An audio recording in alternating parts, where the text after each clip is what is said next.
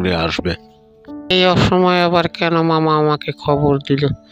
না জানি কি হয়েছে, না গেলেও তো সমস্যা, না গেলে রাগ করবে। যাই দেখি কি বলে, শুনে আসি।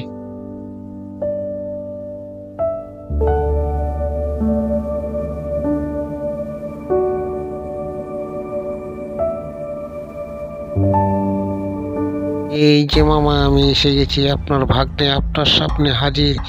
যে হুকুম মামা, কি করতে হবে আমাকে বলে ফেলুন মামা, আমি এক্ষুনি করে ফেলবো। ভাগ্নে আসছো?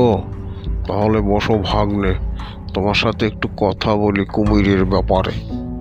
হ্যাঁ মামা, ওই পাতি কুমিরটার ব্যাপারে কথা বলবেন? ওইটার ব্যাপারে না বলাই ভালো।